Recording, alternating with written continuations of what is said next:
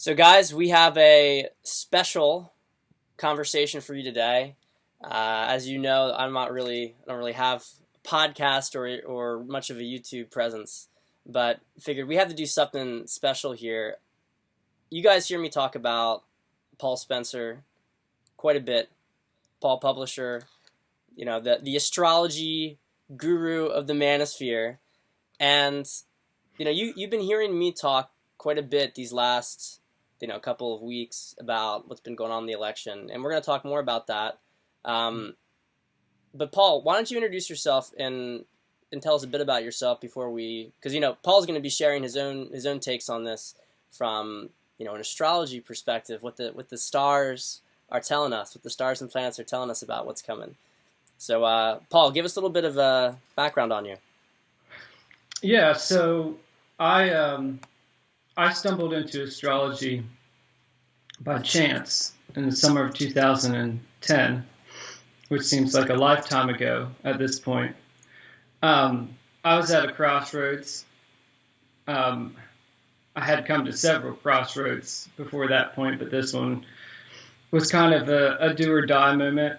And I was looking for direction. And so I went to a thrift store, and I had heard of astrology before. I'd read a little bit about it. And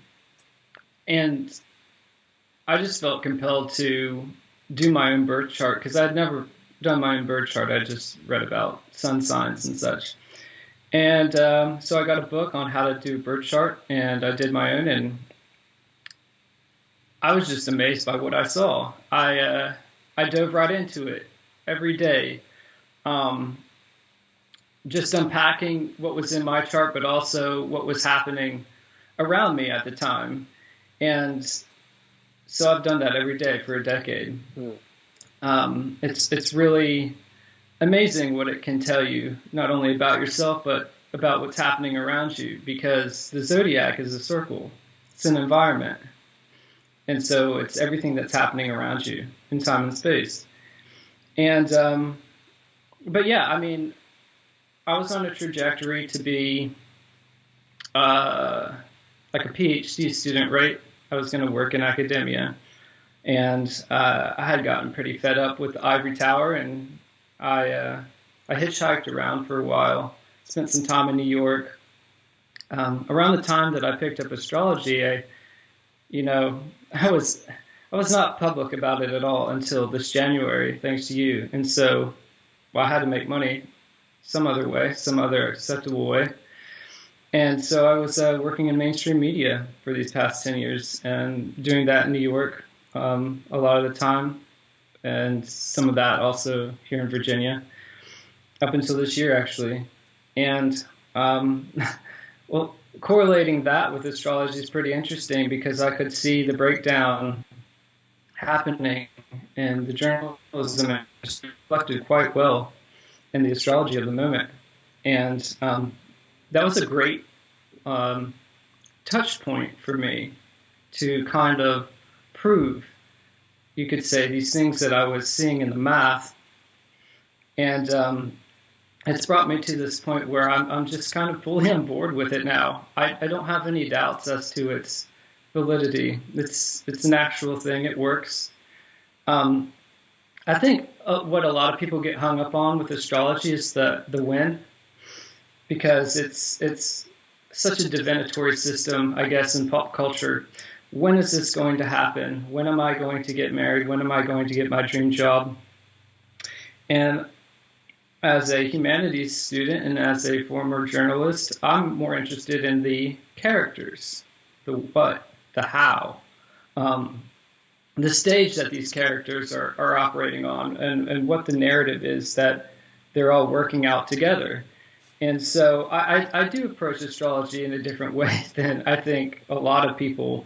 I have a lot of reservations when it comes to people saying, I'm interested in astrology. I say, well, really, what are you actually doing there? Is it actually astrology? It might just be spiritual bingo, is what I call it. You just have a laundry list of concepts and you say, oh yeah, you're Taurus, well I'm a Leo, therefore we're good together. It lacks that synthetic quality that you need to create a narrative about what's happening around you, as I'm saying. You have to know, you have to be able to synthesize multiple contexts that are superimposed on each other in order to really understand what's happening. And I've tried to do that with my Twitter this year. It can be a little difficult at times. The tweets can seem kind of dense, like they're kind of a lot to unpack. But if you really want to do astrology, you have to do something like that, where you have to condense multiple contexts together to create a narrative. Otherwise, it's just like, oh, Saturn's doing this, you're going to step in dog poop today. It's just like horoscopes are ridiculous in that sense. Yeah, I mean, it sounds like, and up until, you're saying, like, well, thank you for, until January. I mean, you reached out to me and you offered me a reading, and that's right. I had, and I don't know if you had an intuition about that, but I guess you did. Yeah. And I'd never had like a proper reading before. Like many people, I was skeptical of astrology because, I mean, let's be honest here, most of the people who do it are just stupid. I mean, they're stupid. And so it's kind of like with anything that, there's a lot of people who are like dating coaches who are stupid, so, and they don't have a really good grasp of things. So I think like with any modality, the issue is there's a very, very low barrier to entry with this thing. And if you're not good at it, what you put forward is pretty much useless. Like, yes, maybe even, counterproductive. Counterproductive, yeah. I mean, there was that girl recently who was talking about, Biden was the year of the rat, right, or something like that. You wanna just riff off of that a little bit before we really dive into this? That might be a good segue. My gosh, man. Well, so hold on. So just to set this up. Sure. There was a girl who was basically talking about how Biden was gonna win the election. Biden was just gonna crush it because she looked like a witch. So yeah, well, that was a whole other thing too. A whole other thing. So Paul, tell us what you think. Do you think that Biden's got some pretty good chances based on his horoscope? Not at all. I mean, Biden is full of Scorpio energy, and we're having a lot of transits to Scorpio right now. And I unpacked his chart a few months ago for a newsletter, and what I saw in Biden is there's so much behind the scenes action happening in his chart. So what you see is not what you get with Biden. And the way that I synthesize that is that he has handlers. He's fallen into a situation or a context, you might say blackmail, in which there are groups of people around him that are pulling the strings more than him directing the show. And I don't see him having any sense of personal power beyond what we'll just loosely say like a cabal that's pulling the strings behind him, his handlers. Now, Donald Trump, on the other hand, is fully situated within his personal power. He's operating, he's having transits, and his chart in general is situated to be a force of free will. And so you can take those two things and you can say, okay, you have one candidate who has handlers and another candidate who's operating more from a position of free will. You say, okay, all things being equal, it seems like, free will tends to be more of a positive polarity in that kind of situation. So that gives, I think, Donald Trump the edge anyways. But for someone who would doubt that and say, well, Donald Trump is one guy, a cabal is many people, how much of a chance does someone stand against that? And that goes back to just what we were just talking about regarding being able to do astrology from layering multiple contexts, superimposing them, and synthesizing a coherent narrative from that. And for people who have been following my Twitter this year, they know that the predominant narrative of 2020 is a controlled demolition of corrupt executive classes, including cabals, but also the more overt, we'll say, cabals like the MSM. All of these people are being held to an impeccable or an incredible ethical standard that if they don't meet it, they're done for. And so understanding that as the macro context, I don't see how Biden stands a chance of that. And so what this witch has done is she has ignored these macro contexts, and she has played spiritual bingo, right? She's done her laundry list. She says, well, Biden has an army behind him. What about that? And so you put that out there, you cherry pick the context, and you highlight that little item on the laundry list, and then all of a sudden your bias is shaping your analysis. You say, well, someone's got an army behind him. Her shorthand for that was he's got an eclipse falling powerfully on the axis that determines the self and partnerships. Well, this guy's got an army behind him. He's got this thing in the bag. It's like, okay, but what is the larger context that that's operating in? The fact is that eclipses, the effects of them are timed, and even the effects of how they play out are governed by a point called the North Node. It's a mathematical point. Now, it moves. It circles the zodiac. It takes about 18 years to circle the zodiac, all the 12 signs.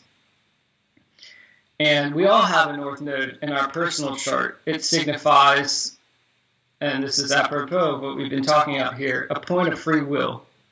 And that's why it's so difficult to achieve our North Node destiny, because it requires us to act from a position of honest free will.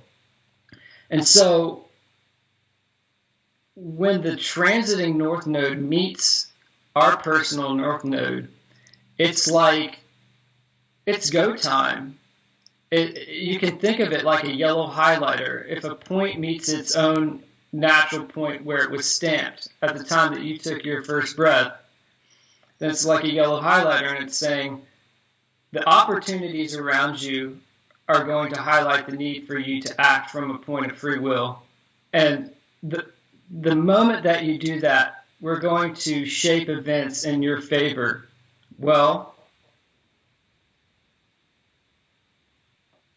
and the transiting node is in Gemini now, crossing his North Node at the time of this election, letting us know. So, and by the way, I just want to say I think I kind of skipped a second. So you're talking about Donald Trump, right? Donald Trump has his North Node. Correct. Yeah. Crossing, right. It's in Gemini right now. Yes. It's crossing for him. It's in Gemini right now. Crossing. Exactly. The sign of Gemini is about being able to believe your own eyes. And that's so just look at Donald Trump in terms of before this point. What is one of his most famous lines? Fake news, right? He believes his own eyes. He doesn't believe the media lies. And so when you have the transiting North Node coming up to that point, it's as if to say, okay, Trump, you have to take that line and really run with it in order to live out your destiny. And the fact is that the transiting North Node, and even in your birth chart, you can say, because it is the node of the moon deals with our biological family, but it's also the human family at large. There's always a collective element to the North Node. And so it's not just him pursuing his own destiny. he's living out as an actor the destiny of, well, the free world right now. So things that he does affects the global condition, everything that's happening around us right now. North Node is very strange, but it's you can't explain it in simple terms of being a collective karmic challenge. And if you don't meet this challenge, you're going to fall into the South Node trap. Now, everything in astrology is an axis, because if you have 12 signs, you actually have 6 axles, because all the signs are opposite each other. And so there's a South Node that's tied to that North Node. The South Node is in Sagittarius, and the South Node trap of Sagittarius is that you just know, right? You're not curious. You don't have to go dig up the facts. You just know you're right. And so that's the trap that you see, well, say the left is falling into. They just know that Biden is the winner, right? You know, it can't be any other way. And here comes in Trump living out not only his Gemini North Node destiny, but he's seizing it at the moment that the collective is asking him to, because the transiting North Node is on top of it. And he says, I have the receipts. You don't know. Mm-hmm. So that eclipse thing that, you know, whatever that dumb bitch. Marin Altman is the witch's name. What's her name? Marin Altman. Marin Altman, okay. So what could that eclipse mean for Biden? Is there a different way to interpret it?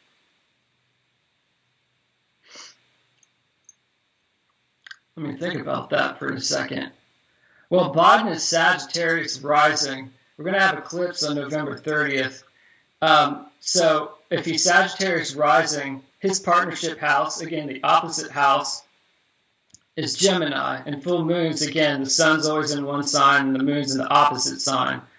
So he's going to have the sun in Sagittarius, meaning that overtly his personal identity is going to be in play. And then with the moon in the partnership house, that's where the full moon is. That's where the eclipse is going to happen. It's some kind of exposure of his partnerships, because that's what happens at a full moon is the sun shines and the moon reflects it. And again, this is the importance of understanding astrology as superimposed context. If we're saying that Biden's overall chart is about him being kind of a facade for a larger background action, if he has an eclipse in which his embodiment exposes something about his partners, you might think, hey, that's not such a good thing, actually. Mm-hmm. Mm. So let's get a little bit into, I know you're not about the when, and I know from working with you. Yes. One of the things I love that you've described it to me, and this really meshes well with sort of when you feel these things as energy, is that when you have a planet moving into a certain position, it's like a buildup of energy towards that. It's not like on this date. It's more of like if you think of a color that gets deeper and deeper as you get close to the point. So tell us where we're at right now and what can we expect in the coming weeks? Well, I like that, by the way. I like that. I personally like that very much, because it's like these transits, things are moving, and we might say they have these checkpoints.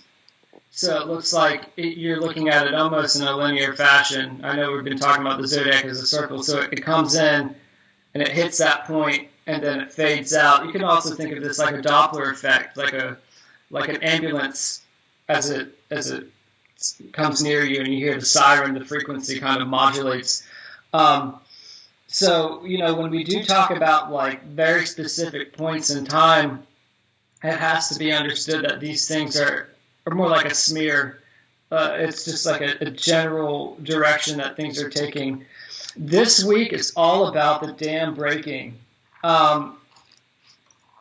today, well, yesterday we had Mars and Venus opposite each other. Now that's the natural, we would say, the classic masculine, feminine polarity aspect. You've got the masculine Mars opposite, an opposition is kind of like you and I right now. It's kind of tete-a-tete, face-to-face.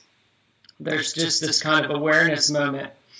Mars in its home sign of Aries, Venus in her home sign of Libra, very powerfully placed, bringing out that natural feminine, masculine dynamic. Again, an opposition is like a full moon, like a sun opposite a moon, or Mars opposite Venus. There's just a pop in the atmosphere, and something popped Monday, and I think that was the sense that the DOJ can get involved, guys, so it's not over yet. Now, what does that actually entail? Well, let's look at what else is happening this week. Today we have the Sun trine Neptune, which is, I said on Twitter today, kind of like a big tent religious revival moment. I mean, if that's not flood energy after the dam has popped, I don't know what is. And so there's this kind of contagious realization spreading across the masses that we're in deep. There's a lot more here than we even thought. And to that point, Mercury moves into Scorpio today. I would describe that as a deep well versus a tidal wave. We might start to think, wow, on the currents of this flood, there's more than just fraud. There might be sedition, human trafficking, all sorts of really, some of the things that you talk about on your COVID Cabal Periscope, really some pretty dark, we would say, satanic things. So I'm just going to kind of lay out the rest of the week, because what you can do is you can kind of like stack these resonances or these metaphorical energies in order to generate like a common theme or a narrative. So we have that today. Let me open up my calendar here. On Wednesday, the moon will come into Libra, and that's a sign of justice. So we continue the justice theme from Monday. I feel like Monday with Venus opposite Mars, it was this righteous anger that was heard by the courts. Venus is very accommodating, especially in Libra, the sign of justice. She says, yes, we hear your grievances. We're going to take this to court. The bubble has popped. The dam is breaking. Release the hounds. And so today is, as the hounds are released, it's like, oh my gosh, there's so much in here. There's much more than I even thought. These guys are in neck deep. Not only did they try to pull over like a fraudulent election on us, they've been doing this kind of crap for years, for decades. They sold us out. They sold us down the river. So when on 11/11 at 11:11 a.m. Eastern Time, if you can believe that kind of numerological significance. 11/11 is a big day. 11/11 is a big day in general, right? That was Armistice Day. There's correct. Oh wow. A lot of significance to this. But I don't know what it is. I just know that there's significance to it. Yeah, I mean, I'm not a numerologist, or even I don't really take into account, besides like solstices and equinoxes, I don't really take into account holidays when I do astrology, but it is, I mean, these things do stack, especially now as the energy is accelerating and spiking. You see these overlays where the tension is mounting and the pace is quickening, and you start to think like, wow, that's maybe not so much of a coincidence. That's kind of like a divine gesture that things are on target. And so you can use these things to bolster yourself in faith when you feel demoralized. On Thursday, some of these planets, once you get further and further away from the sun, they're moving so slow that when they meet, it's such a discharge of energy. That's really like a tidal wave, because they're so big. It's like two tractor trailers colliding, rather than if you have something like Mercury and the Sun doing something, it's like, oh, a couple bicyclists, had a collision, and then the event is over. Once you move further and further out with these slower moving planets, their meetings, they build, as we were saying, slowly over time, and they take a long time to fade out and dissolve. Well, on Thursday, we're having Jupiter, the planet of exaggeration, conjunct Pluto, again, a Scorpio planet, dealing with kind of like deep wells of rather sordid information. Well, that happened in 2000, and last time that happened was in 2007 or 8, and it was an extreme exaggeration of hidden things in a deep well. That was the mortgage crisis that got exposed. And so again, in this context that we're talking about now, November 2020, I think it's a deep exposure of what the dam held back. These people in MSM hate you. They despise you, and now it's being revealed. And again, the moon's going to be in Libra when Jupiter and Pluto conjunct exactly. I know we're not talking about exactitude here, but they're going to conjunct exactly on Thursday. And people are not going to be happy about it. They're going to want justice. Friday, the 13th.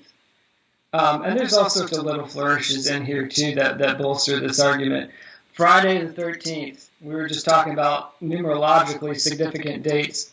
Mars finally goes direct. He's been retrograde since September 10th or 11th. There's another date for you. In its home sign of Aries, which is a grassroots sign, holding us back from being whistleblowers. I think this is where you see all these people standing, being unable to get inside these precincts or these polling areas where they're doing the recounts, and they're mad as hell because they're not being allowed to do their job. And that was the pop on Monday. I know Mars was still retrograde, and it was like, the people have spoken, they've got their phones out, and they're saying, like, look, we cannot tolerate this. And I think the White House is seeing this show public support, and it's making for good optics with regards to, getting Pennsylvania to capitulate and things like that. Well, when Mars goes direct on Friday the 13th, it's like go time for the whistleblowers. There's no more resistance in the air as to the message they're trying to put forth, and it's like, yeah, you guys are screwed. These people caught you red-handed, and we're going to take you to court, and you're going to pay. So I want to interject something just real quick, sure, Paul. Of course. So you've described Mars retrograde for me as like secret warfare, like behind the scenes warfare. So things don't, like, there's still stuff going on. Obviously, Mars is the planet of war and masculinity, but yes, it's going on behind the scenes. So when it goes direct, that's when we're going to start to see stuff, as you said, get overt and and they're going to start to get punches directly in the face. Correct. You just think of it, and for people who don't understand retrograde or direct, just the thing with astrology is that you can be very literal about it. If something is retrograde, retro, it's on the back foot. If something is direct, it's on the offense. And it was very counterproductive. I'm sure you can think of many ways in which maybe you got overextended and frustrated in a workout or in an argument, and you struck first in these past couple months, and you regretted it. You regretted striking first. I know I have. And it's because the currents aren't supportive, especially with Mars in his home sign where he wants to go directly for the jugular, which is his natural instinct. That is not being supported from September 11th until the 13th. Because it's a process of honing and sharpening that sword so that when we come out of this on Friday the 13th, it takes minimal blows to kill the dragon, right?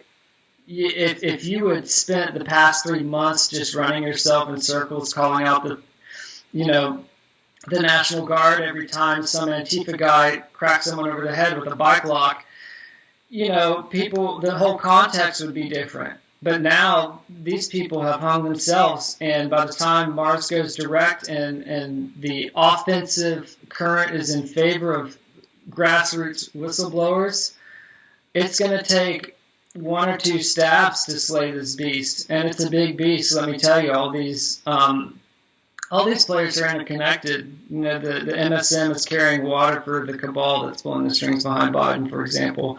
And so on Friday the 13th, I think this was the day. Actually, I think it was.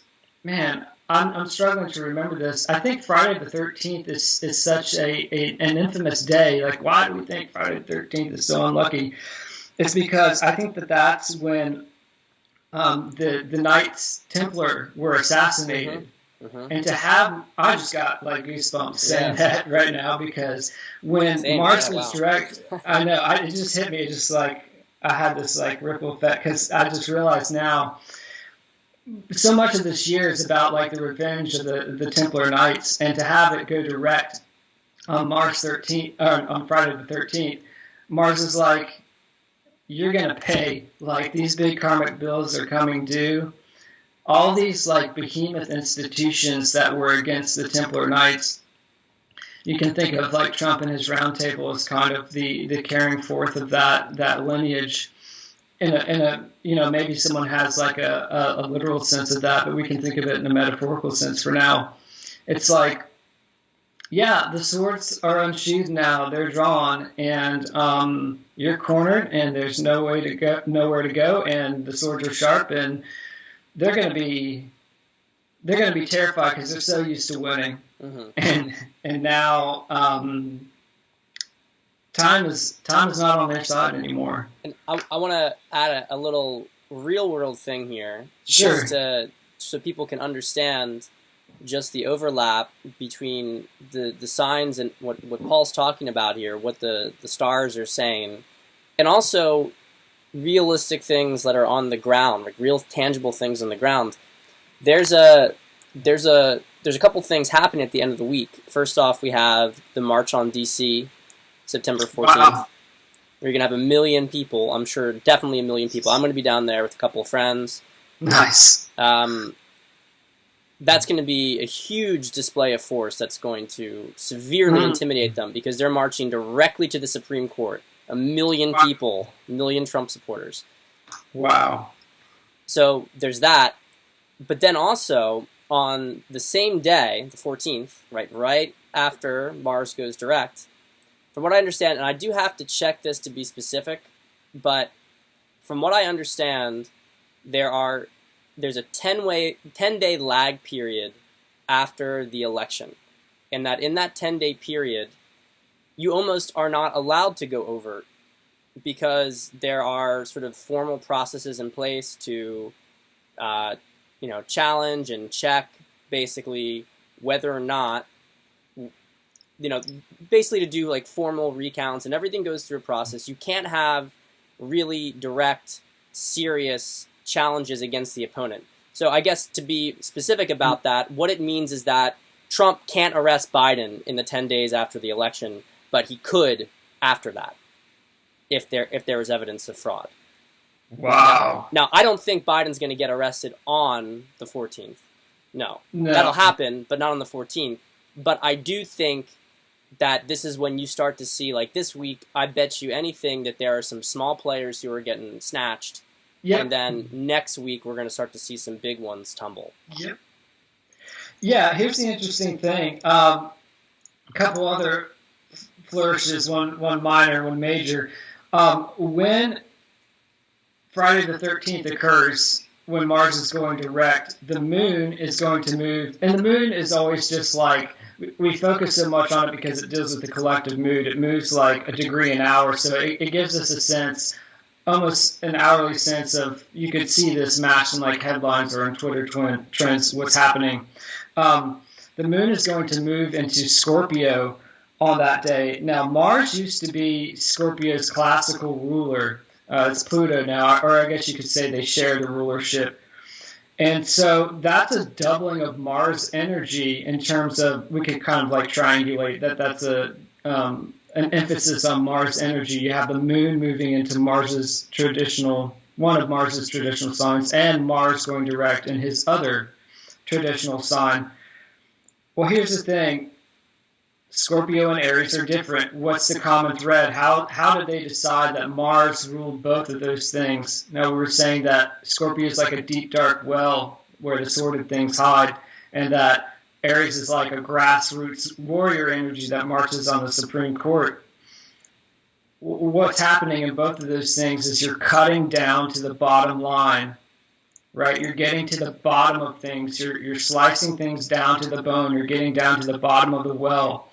And so Friday the 13th is like a subtotal and an itemized list, and it says you have to pay your karmic bills. There's nowhere else to go. And I think that's why the vibes have been so heavy this past week, is because they realized that their tank is running out of gas.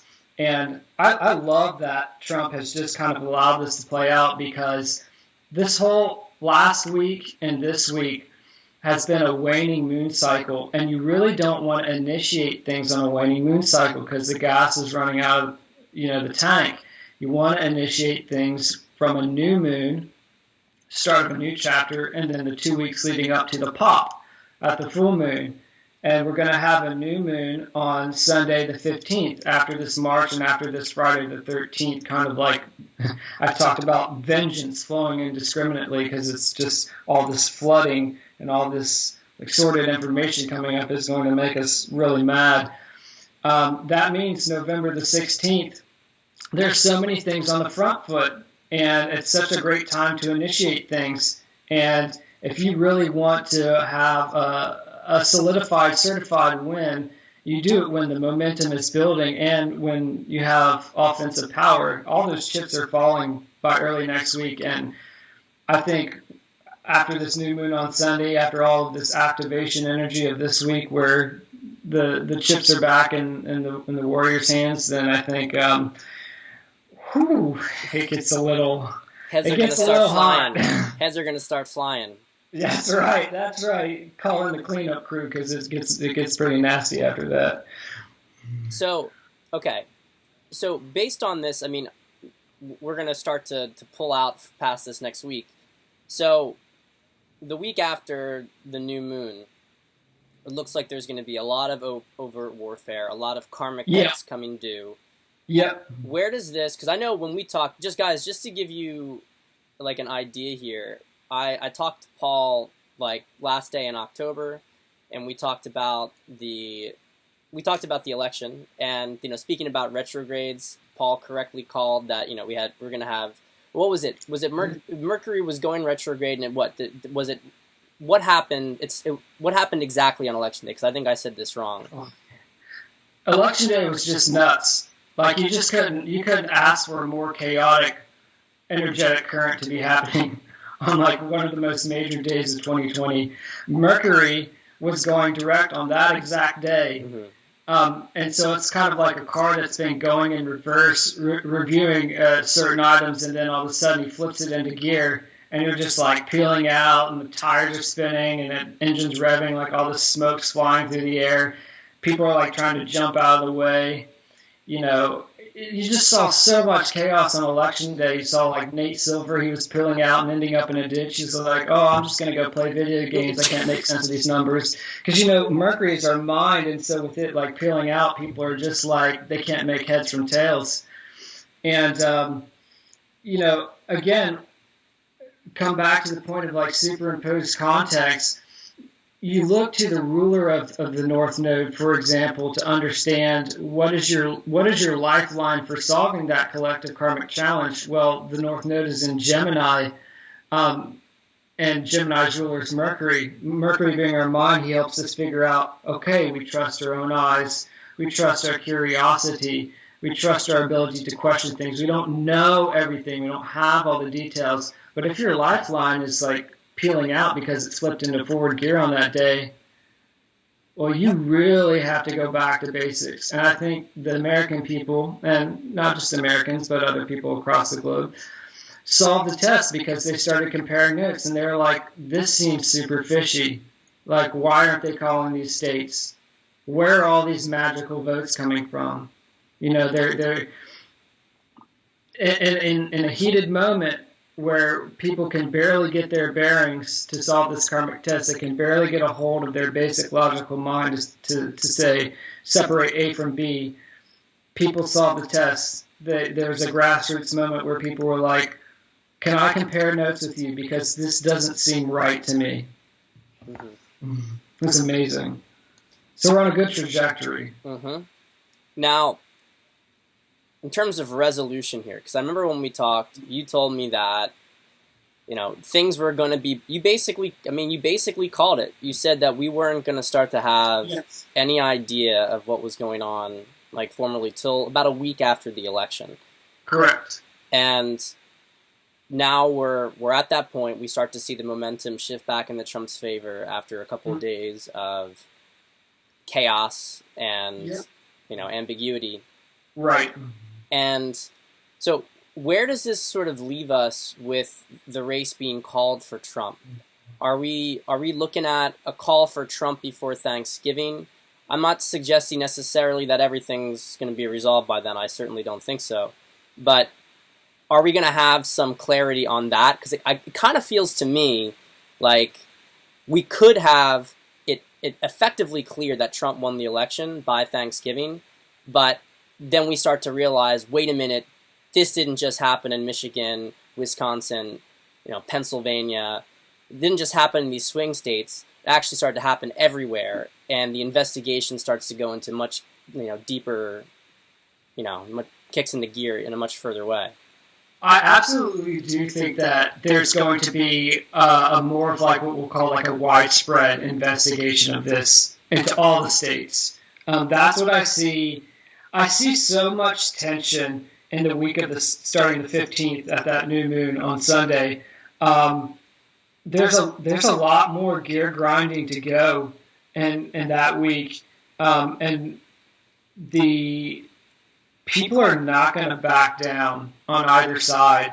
And I think that signals to me when you have so much like tension like that, so much weight on the scale, the only way to counterbalance it is to place an equally heavy weight, which is to say, okay, we're going to prove to you that not only were these key states fooled with, but the entire thing, the entire process. And again, I'm going to just keep driving this point home. That plays with the larger macro context, because what we're moving towards by the solstice is a paradigm in which all the old systems that create supply chains of meaning, which are all coordinated, by the way, it's a 24/7 information matrix. The MSM, the pollsters, the pundits, the politicians, they all work in coordination to give you a supply chain of meaning, a worldview that you can shape your entire identity around. All that is getting smashed and demolished right now. And so if you think that needs to occur in terms of general direction by winter solstice, we're not just going to expose fraud in key states. We're going to be questioning the entire democratic process. These are major, major movements that are happening in terms of the societal codes that keep us together. We're talking epic scale, unprecedented change. And so in terms of, I think this week, it's really interesting. There's so much happening every day, and at the same time, in terms of pacing a collective narrative, you can only make one move a day. And so you think okay, one day it's just the news cycle reserved for the March on Washington. Think of all the separate moves that we have to take before we get to Saturday so that thing doesn't look like an insurrection. Mm-hmm. You're going to have to pace the leaks so that people are at least somewhat, even if they're in the Biden camp, aren't oh my God, we're being taken over from within. They might just be well, we're both digging in now or something like that. You've got to pace these narratives. So that's this week. Then I think the new moon, the 15th, is there's no more denial from anyone that not only is Team Trump going forward with litigation, but they might actually have a case with substance. And so I think that puts us on the week of Thanksgiving for when things, and Trump, his whole thing with like Easter and COVID, he likes holidays. He likes to use those as touch points, I think, for people to hold on to. He'll say something like, wouldn't it be a great Thanksgiving if we can all be together and actually celebrate having a president in the United States? Like, wouldn't that actually be nice to actually have like some semblance of order? So he'll push for it, even if it's not happening. Try to get that seed planted in the collective mind. Man, I just see a lot of. I think the week of Thanksgiving it's possible, especially because that brings us up to the full moon on the 30th. That gets really close to a pop moment, and it just looks like you're going to have Venus opposite Uranus on Friday the 27th, Black Friday. And that's always like, whenever an opposition with Uranus is involved, there's always like the pop moment is very shocking. And so I think that if he does announce before Thanksgiving, the whole Thanksgiving holidays are going to be people in a state of shock. And that could get pretty interesting because, even if you disagree with these people, their reaction, even if they're just a vocal minority, does affect the timeline. And if they're like Black Friday riots where people are just like pillaging consumer goods and the optics are all on that, I think that affects. So let's say Trump does become official president, then that still like affects the timeline because you're trying to consolidate the win in consciousness, not just in terms of a legal ruling. And with those optics swirling around in the normies' heads, they're like, the win isn't fully authenticated in their unconscious because what they're seeing is these images of chaos. So, it's really interesting. There's these layers to the win. There's the legal win, and then there's the consciousness win, where people fully accept that. We'll say his supporters fully accept that the left isn't going to come back with any kind of dirty tricks, like riots and try to subvert that win in some way. So it sounds like there's a good chance it could happen by the end of the month. I would say, yeah. I would say, if not the week of Thanksgiving, the 27th is Black Friday, and the eclipse is the 30th, which puts us at Sunday. So yeah, you might have like the Monday after the holidays would be the day that it would be announced. I think any later than that, and I think I said this to you in our call earlier, any later than that, and the timeline gets edgier. It gets a little bit more revolutionary, and in terms of, if you're coming up to a winter solstice point where you're coming into a new world and you're wiping away all the decayed systems, the matrix, you got it. If we're not firmly on that trajectory in December, that's a lot of waste that we've got to clean out really quick. And I think that if Trump still isn't announced well into December, but we've got to meet that mile marker where we're cutting ourselves away from the old world, then you could see, more Trump supporters taking to the streets, and less patient with the legal process. If that makes sense. It does make sense. I mean, and we can continue. Like, I'd love to talk. We can continue into December and what December looks like. I understand that the winter solstice this year is incredibly powerful, incredibly powerful.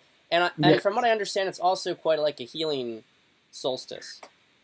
Someone sent me a tweet the other day that was like, it's a portal and the demons can kind of come in at this time, kind of like, someone ate too much doom in one sitting and they got some spiritual indigestion. I don't see it like that. I mean, every planetary action does have a lower octave. Every sign has a lower octave.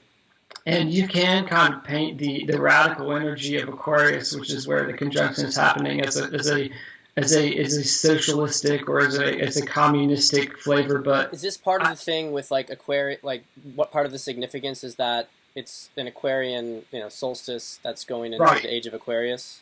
Is that part of it, or is that, not the big thing?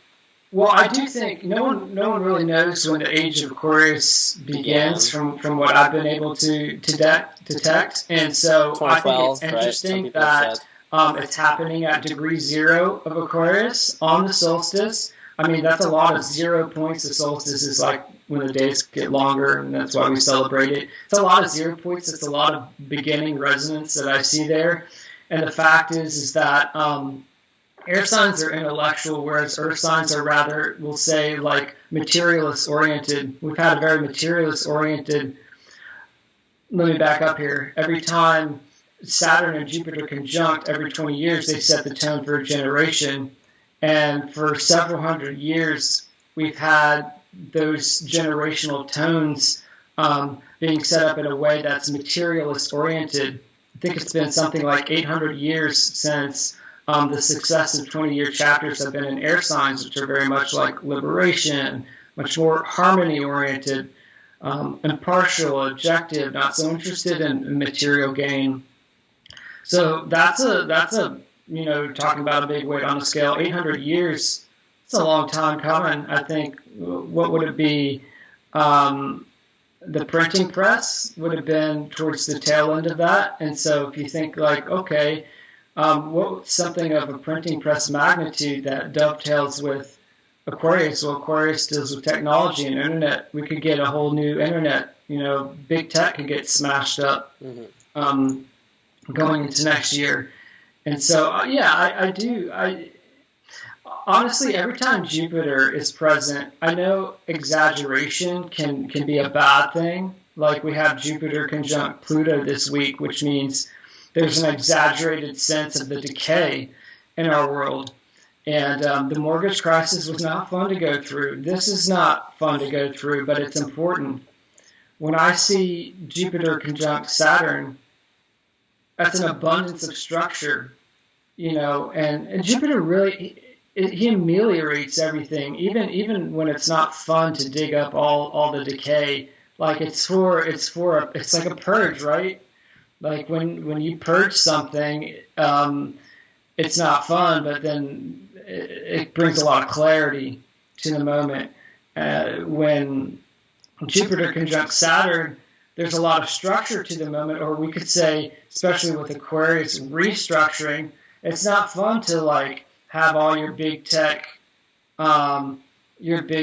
toys smashed because you've gotten used to the identity that they give you, and now you have to go and try to build all these decentralized tools. You have to restructure it. That might be chaotic, but I think that that's ultimately optimistic. And so you're seeing here, for people who are watching this, that there's nuance in astrology, and a lot of things have to be superimposed. You have to take the good with the bad, beyond good and evil. There's always a little bit of good and a little bit of evil. You can't really just say like, oh, Biden's got this happening to his that thing, and then bingo, he's got it. You have to be patient, and you have to understand history. You have to understand things outside of astrology, and then apply astrology to that rather than the other way around. Mm-hmm. So it seems like from the charts that as we move into December, there starts to be more clearing energy that comes into the picture. That people start to have more clarity by mid-month. Of December. Yeah. I would say there will be a sense of the clarity could be because the train is leaving the station and there's a point of no return. Not only is the train leaving the station, you're never going to come back to this old world. And I don't know if you would really want to. It's just a place of ruins where the anarchists squat, and these people aren't going to help you build any kind of future. They're just going to steal your lunch while you're asleep. So I wouldn't really want to hang out there. That's going to be, I was talking about this with people this morning. You feel this sense of like time running out. It's a very like do or die moment. Are you going to act? Are you going to have a moment of clarity and say like, these are the things that I need to do if we're going to like move forwards into a future where we're building something and not just waiting on the masters to spoon feed us an idea of what we should be and what we should do and where we should go. That's a creative chaos. Chaos is a scary place, but there's also a lot of opportunity when all the rules don't exist anymore. So to your question, yes, clarity is coming. Yes, it could be because you realize that it's a point of no return, and that could force, when you have an accelerated like healing, like a Kundalini awakening, when you have like an accelerated healing moment like that, that's exactly why I tweeted out the other day, got a lot of traction. We're going to have a breakthrough via breakdown. Mm-hmm. And 2 months is not a month and a half even, is not a lot of time to say goodbye to the way that how things have been for decades, for a long time. And this is going to be happening to Republicans as well, people who have, correct, who have been. Yes. It's not going to be as painful for them, however. Right. For people on the left who have been involved in this pretty much just inversion of reality for the last couple of years. You saw a lot of them. They're like crying, and they actually.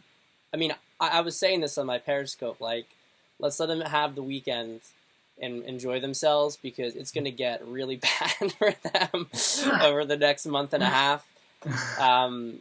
They are, and I wonder if so much of this stuff is going to be coming from them, because when I just kind of feeling my way through it, like,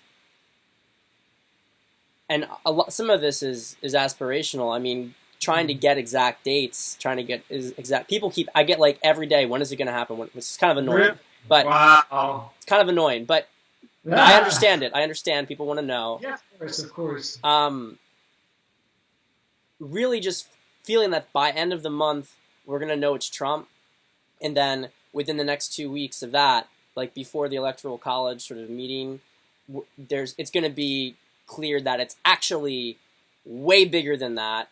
And you're going to see the House flip, and you're going to see, all these seats, all these states flip to Trump, in advance of the Electoral College, right? And that's kind of what I see, because the Electoral College meets on the 14th, and you kind of have to have everything selected by the 7th. So it feels to me it's like, okay, it's pretty clear Trump won the election, and that's a big breakdown for people. And then it's like, and actually he won like 400 plus electoral votes, and took the House and won the popular vote. And, you're going to start to see but I just feel like it has to like hit by mid-December, because then things start to shift. And I feel like after the solstice, we have the holidays and stuff, but I feel like this is when we start to see towards the end of the month, and through it, and into January, early January, I think you start to see some of the more high-profile arrests. Oh, yeah. I don't think the high-profile things aren't coming until next year. Yeah. We're too busy carting out the old decayed systems. And I think an important point here is that, Adam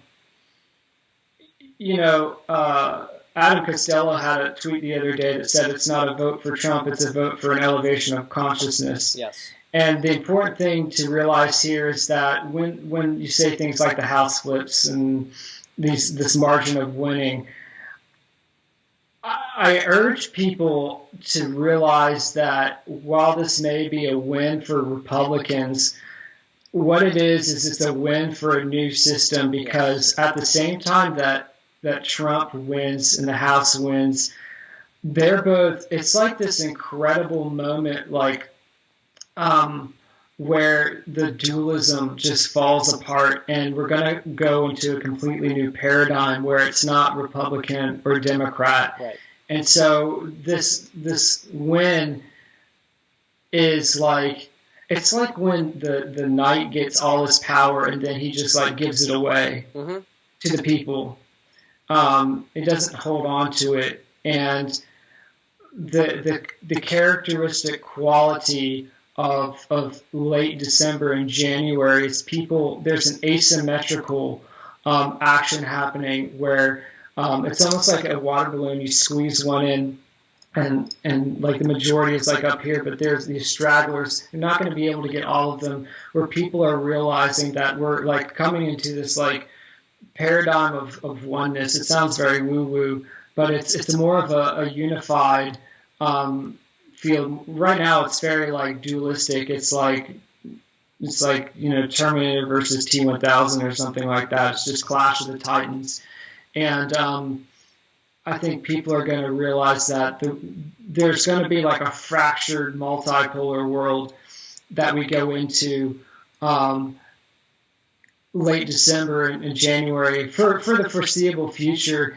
And the way to keep that from just devolving into like micro tribal conflicts is that it's good to have all these micro tribes, because now it's not Dem versus Republican. It's like, hey, I'm kind of conservative, but I'm like a green hippie guy. I've got a compost pile and I recycle all the time, and that's my thing. And then your tribe is like more like trying to it's more like concerned about like finding care for people with disabilities, but then you're also like really like pro Second Amendment or something like that. Kind of like mixing these leftist and rightist memes. Well, how do you keep people together in a state like that, where it's just like, because while that sounds fun and good and like a creative ferment, it seems like super chaotic, and like violence could happen at any time because there's still like disagreement between these tribes. Comes back to your point. The eye on the ball for all of these people. I mean, the cleanup for this year is going to take ages. Like, we have to, like, the pedophiles, the criminals, the MSM liars. Like, that's going to be like a generational project to clean up, and that's going to keep all our eyes on that main ball, so that we aren't at each other's throats so much, because we realize like they had us at each other's throats for so long so that they could get away with the money bags and their power. And as we, this is what, your children and your children's children are going to be dealing with, is the cleanup of this. And so moving to a multipolar world, and it's going to be held together by the cleanup efforts. And you're going to need high profile things to keep this state of things from devolving into just like, because people are just lacking direction. They're like, well, if I can't like hate Republicans, then who am I? Yeah, it's sort of like it's. I mean, I see that the big mandate of victory that Trump's going to have with this election and all the seats in the House and the Senate, etc. That to look at it like it's like a wartime presidency, like that this is that he's getting a mandate to go to war against these people. It's very like it gets very annoying to me actually when I hear people keep talking about things and like Democrats and Republicans. It's really, we're so far transcended from that. If you actually look, Trump is fascinating to me, because if you look at when you had left versus right up until Trump, you had like both sides had some good positions and both sides had some fucked up positions, and it was like neither one of them really had a monopoly on being good or bad. But Trump cut that box in half on each side, and suddenly what he was doing, everything was good, and what the other people were doing, everything was bad. and so suddenly it's like the polarity of it became no longer left versus right, because Trump does all the good things on the left and Trump does all the good things on the right. It became like literally a good versus evil thing. Right. And so there are tons of people who are more on the left, but just simply are not brainwashed, who are supporting Trump, or at least not standing in the way of him, because they accept on a certain level that what he's doing is correct and is necessary, or they at the very least understand that the other side is completely, off balance, right? Honest leftists, should be having a conniption right now about the fact that Dick Cheney is going to be like Joe Biden's, defense secretary. Can you even? We grew up during the Iraq War. I mean, these people hated Dick Cheney more than absolutely. Oh my gosh, anybody. And then to imagine that you voted for Biden to stop, Trump, so evil, and you end up bringing in the entire Bush cabinet. Like, this to me is like the funniest thing in the world. Getting played. Yeah, like it's beyond insane. It's clown world at its peak. I mean, and these people, when they were lapping up, the FBI and the CIA pushing this Russia hoax against Trump, it was like, my gosh, we hated Cheney, we hated the Patriot Act, all these deep state actors, these like smarmy dudes like Strzok. How could you even consider that person a hero? It's just nuts. And I think people are realizing that if they haven't already from the get-go, they've been played like this. It's such a stretch to even say that these people represent like a leftist platform at all. It's literally just the people who support this are either demons, or they are completely entrained. They're completely psychologically entrained, demoralized. And I mean, they are completely in some sort of in their psychological program, and they can't think at all. Yeah, and they're so up their own ass. They're addicted to their own distractions. I mean, it's hard to get these people out of it. I know people who are like, define themselves as principled conservatives who are all about, and all they keep saying over and over again is like, Trump's disgracing this country, we need to care about the democratic process. And then it's like, if you have any bit of honesty in you, if you are not just completely insane, you would note that there were some sketchy things going on with the election. Okay?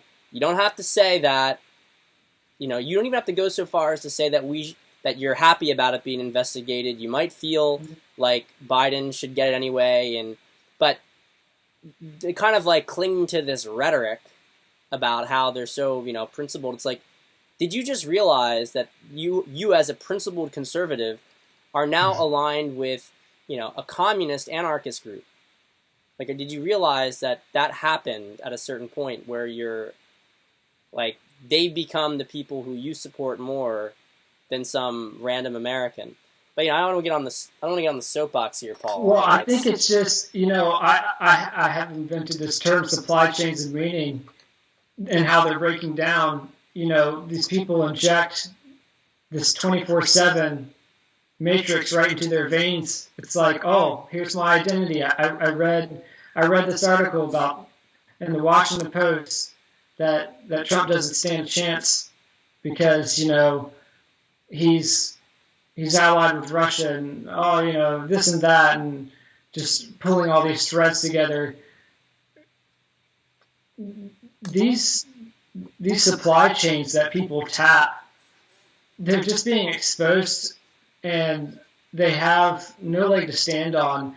The media's legitimacy is crumbling, and when you can't run and get your morning fix, it's like a junkie going through a withdrawal, and you become more and more delusional, hallucinatory, until you've kicked the addiction. And so right now you see people, they're running to get their fix.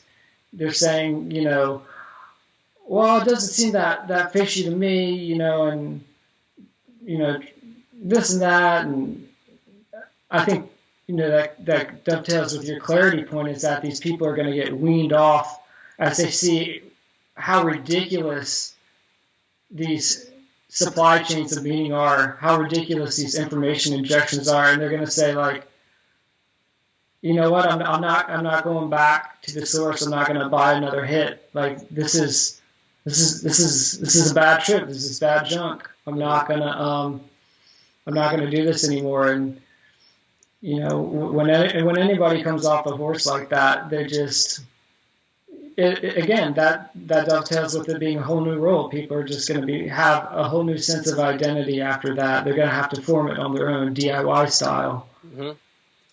Yeah, there are some of them that are so deep into it. I wonder if they're ever gonna. They might not. There might be some who are just not gonna recover. And that's the thing with asymmetry, is that in Aquarius, unity is always a horizon. Like, you never achieve unity. If you achieve unity, it's like the singularity. You're never going to get everybody on the same exact wavelength. If you did, at that point, I think we are transcending in a way that, is, I can't even imagine what that would be like. And so, Aquarius is the outsider. It is the detached person on the outskirts. He's the castaway. He's the rebel. And so even if there's one person, or even like if there's one thought form in one person, bring it down. Aquarius is basically like the ultimate fraction, the one part left out that always is kind of like the contrarian to the unified field. And that's how you kind of like keep the unity as a horizon, because there's always like one contrarian that's like, yeah, but what about this? Mm-hmm. Like, check this assumption.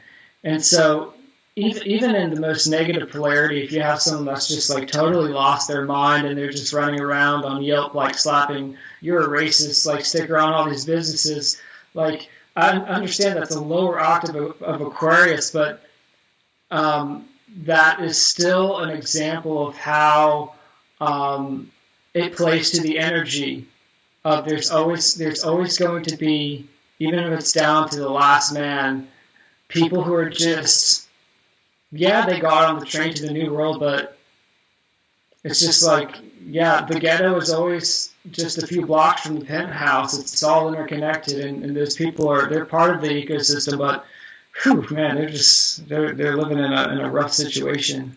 So let's look a little further down the line. So winter solstice hits.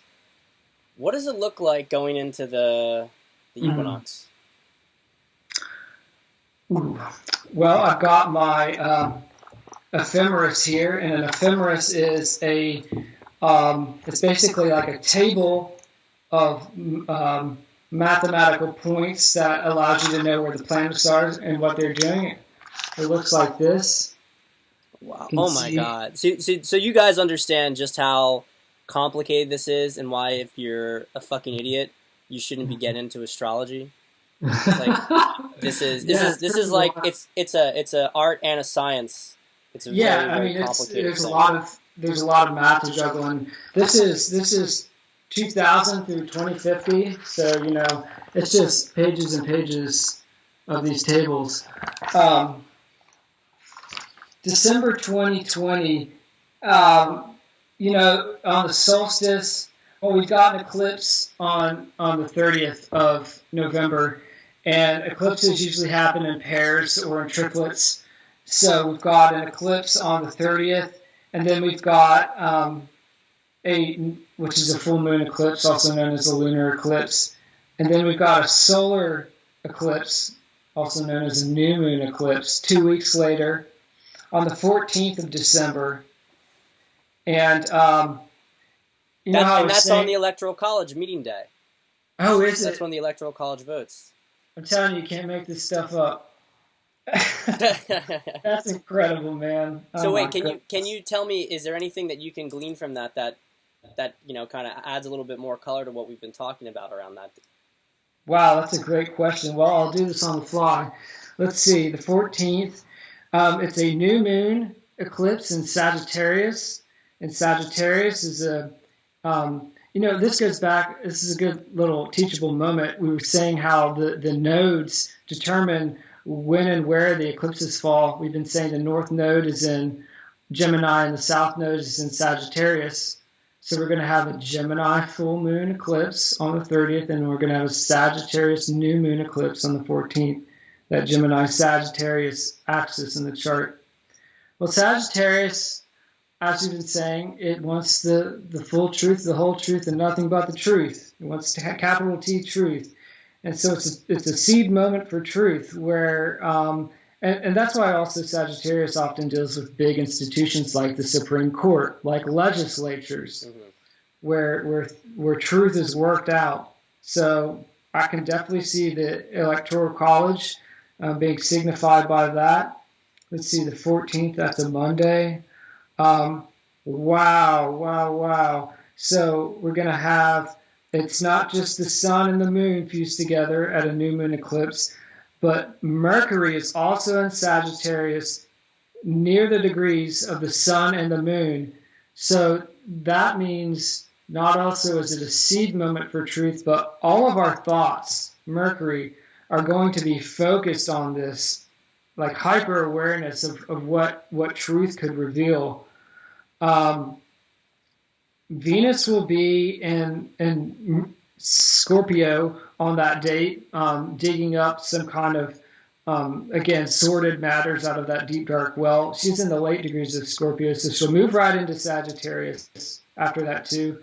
More Sagittarius energy. Can you get enough of it? I don't think so. Mars will be direct in Aries, trining all of this. Trine is a smooth relationship, firing up that truth at all costs, gotta get it. And then we've got all the big daddies in Capricorn, Jupiter, Saturn, Pluto, which are just taking a wrecking ball to corrupt executive classes, holding them to ethical accountability and standards.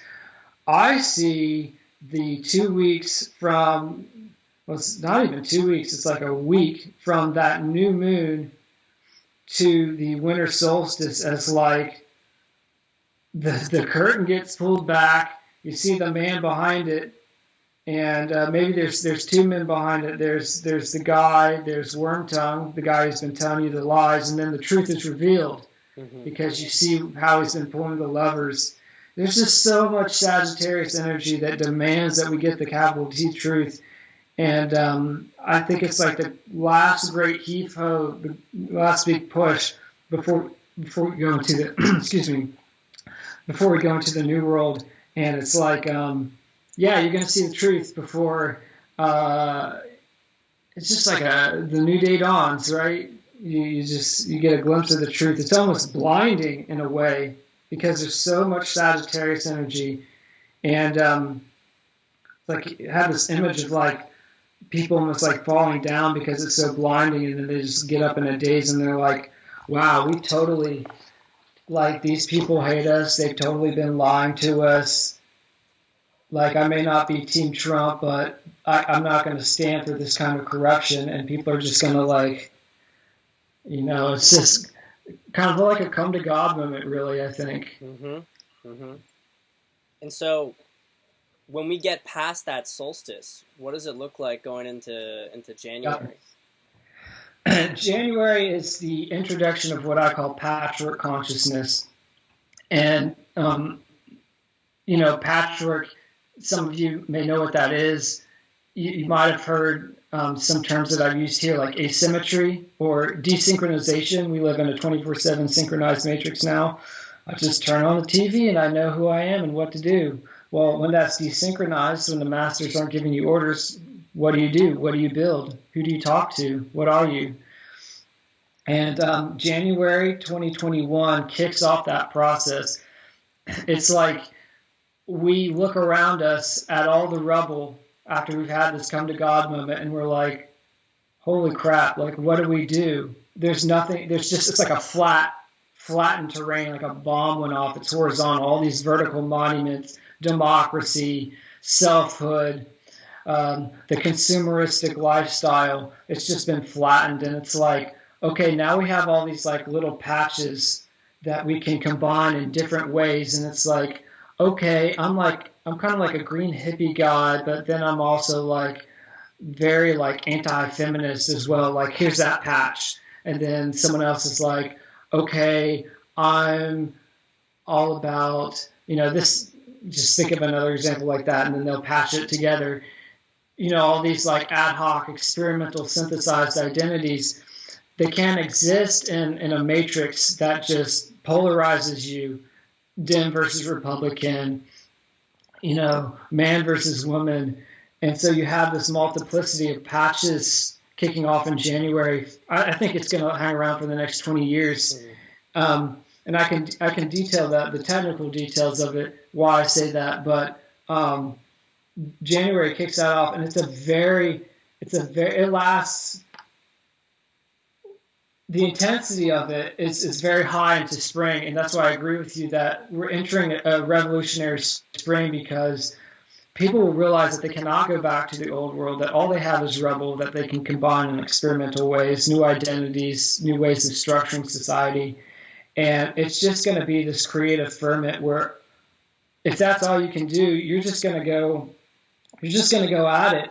And people are going to be like, okay, I don't have to like commute to a 9-to-5 job anymore. I'm going to like do a subscription Substack, and I'm going to like launch my own business, and I'm going to be like this kind of like hybrid version of this industry standard. And it's when others see other people doing that, when that becomes aware that that's the general trend of things, I think it's going to be a really interesting moment. Because as humans are imitators in a way, they watch what other people do. And when they realize that people aren't just going to go back to the way things were, no more business as usual, all bets are off in a sense. And I kind of feel like it's almost like a bohemian moment where people are just like, the creative energy is going to be so high. If you're a creative person, now's your time, because you have not had a lot of things in your favor for a very long time, like a decade plus. We've lived in a very materialistic world where, just got to self-improve your way up the ladder, but now it's like, well, people are going to say, what's your vision? What are you going to build? What's your tribe? What's your communal vision?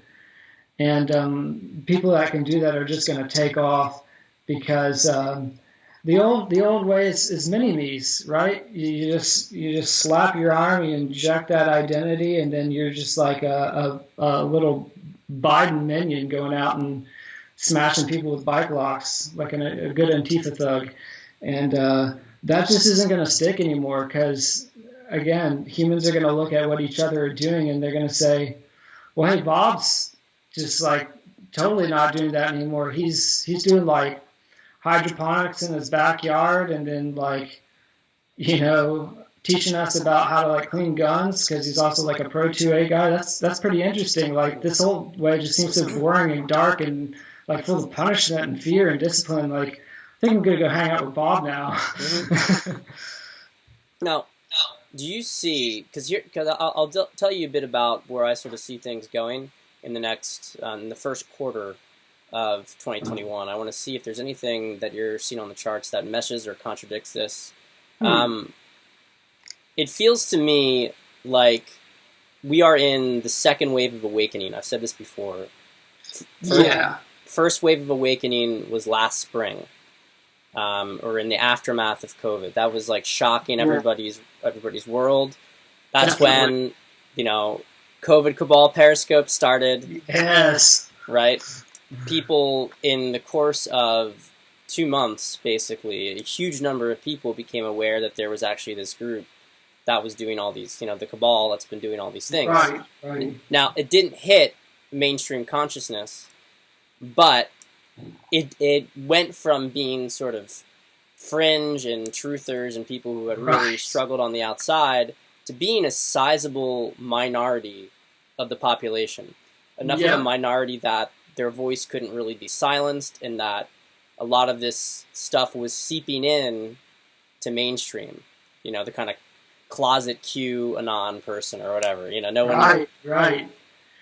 I feel like right now we're in wave number 2, and you can especially see this in Europe when you see they have another big shutdown. Right over here, we have the awakening because of the election, and we're seeing the cabal revealed through that. Right. In Europe, which, let's just be blunt, love my European friends. Everyone knows I'm a Europhile. I'm moving to Europe, but their consciousness level is just especially when it comes to individual freedom and agency, is just so much lower than the average American, and they are just way more compliant with government strictures. And so you saw in the States, you saw as sort of COVID lockdown continued over the summer, which I'd consider to be an extended part of the First Awakening. You saw a lot of states by May, June, start to say, fuck off. Basically, we're done with this. Not the entire states, but certain states. Right, asymmetrical. Yes. Europe, they did open up, but everybody kind of just did whatever the government said to do. Like, it wasn't like a... So now you have in Europe, they're doing, ridiculous lockdown measures again. But you're starting to see people push back. It's not a cross the continent wide thing. Right. And people are still complying with it fundamentally, but you're starting to see people go out and protest, and people say, fuck you. And I can feel the second wave brewing. I feel like we hit crescendo to that. We hit third wave, we hit tipping point consciousness in the spring. Or when I say tipping point consciousness, what I mean is that now it's a substantial majority of the population says, no, we're done with this, especially in wake of the revelations that are going to be coming out at the tail end of the second wave that we're experiencing now. But here's the thing. I don't think we're done with this roller coaster ride. No. And I don't think we're done with the roller coaster ride at the solstice.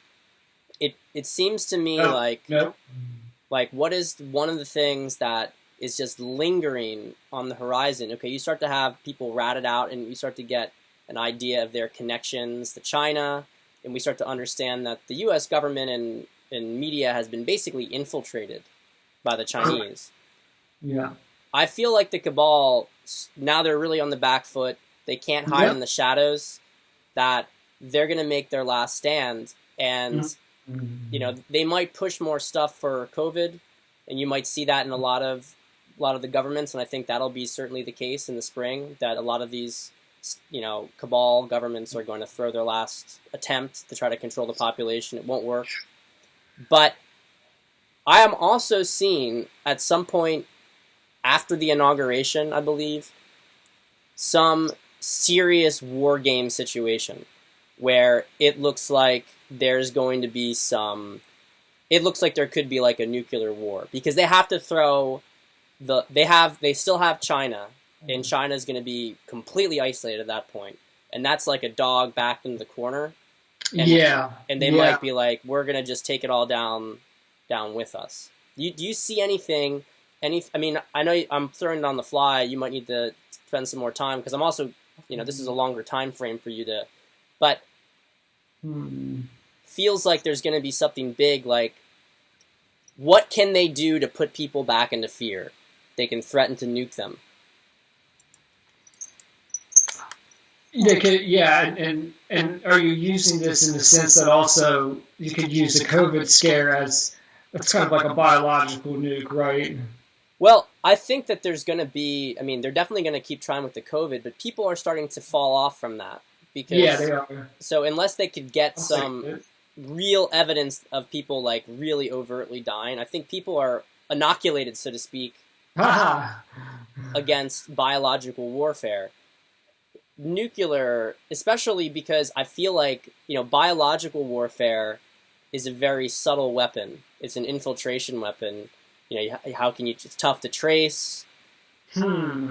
But if you're backed into the corner, if you're pushed back into your kind of last bastion on the planet, more or less, and your economy's getting fucked, and everybody starts to realize that you've been the perpetrator of all this evil, and that they're going to smoke you out.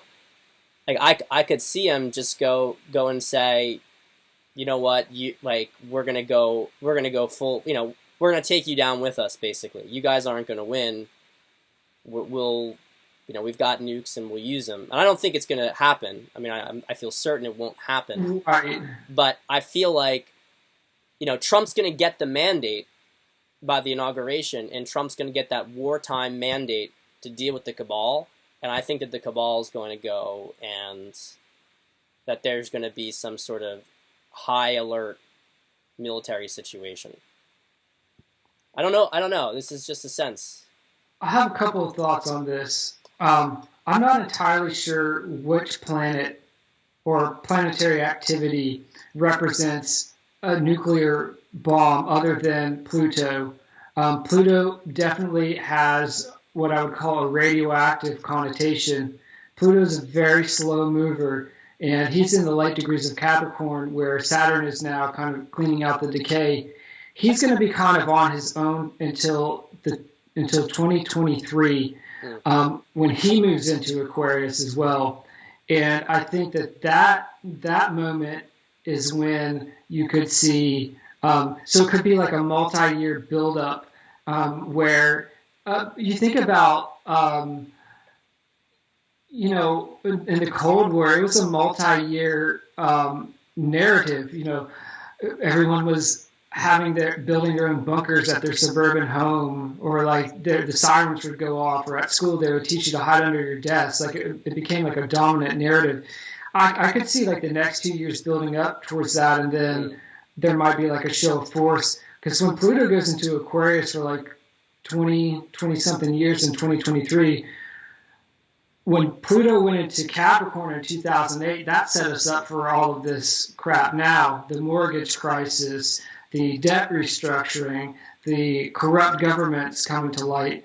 Aquarius is much more social in manifestation, and deals with large bodies of people. And I could see Pluto in Aquarius being large bodies of people feeling under threat of an imminent nuclear attack. And so to your question, there's so much social energy in Aquarius, and in a very condensed, generalized way, there will be a lot of Aquarian energy happening over the 2 years before Pluto itself moves into Aquarius. And I see a lot of, more than like an actual nuclear bomb, I'm worried about like social nuclear bombs, like flash mobs, and sleeper cell Antifa thugs that get activated, and just a really hard push for the Marxist line, pushing the like anti-male narrative even harder, even though it's like, I think pretty much all smashed after this year, and people aren't buying it. I think that you'll find these, you'll find the funding going into these NGOs or these universities on a lifeline, trying to keep these nodes of resistance alive, where they try to foment resentment in the populace against their own families, their own brethren, and things like that. That's more of what I see as like a negative connotation, like a social nuclear bomb in the early 2020s. The thing is, we talked earlier about the North Node and the South Node being an axis, and how you always want to work towards the North Node, and how the South Node represents a trap. Now, when you achieve a North Node or pass a North Node karmic challenge, the result is a purified, higher octave South Node event. And so if you think you embrace the karmic challenge of Gemini nuance, you get the refined Sagittarian capital T truth, and nothing but the truth. And I think that that's what's happening because it's a collective challenge. That's what's happening, is that to your point, people are digging in, they're doing their own research, and they're becoming truth warriors, right? They're becoming closet, for example, even if they don't subscribe to the whole QAnon narrative, they are seeing that basically a lot of our society is founded on lies. And so their reward for passing the test of nuances is this kind of Sagittarian reward of being certain. And so, yeah, they'll try to, they'll put out their, their Kellogg grants and their Soros funded little riots and, all these subversive NGOs and China funded university programs and such, or media infiltration. They'll try, and that'll be the appeal, right? That'll be the brand. I think you're going to really see the resistance thing come back pretty hard. These people understand the cycles. They know the things that we're talking about here, but they just try to extract the lower octave out of them. Yes. And so they're going to say like, oh, social movements, experimental social movements, a multipolar world. Okay, let's create all these like splinter cells of like resentful thugs that like, let's teach women to hate their own families and such. We're just going to like push that hard and create these pockets of resistance, and it's not going to work, but it's going to be an absolute nuisance. Well, it's the black box programs that they have. So, and the false light, false light programs. There's different ways people describe it. I like that. So, like an example of it would be, examples of it are feminism and Black Lives Matter. These are movements that, on a certain level, are predicated on legitimate, they're predicated on legitimate things. Passion. Right. Yeah. They're predicated on equality between the sexes. They're predicated on equality between the races. And as you said perfectly, they can see where there's an energy moving towards an awakening there. And so what they do is they hijack it.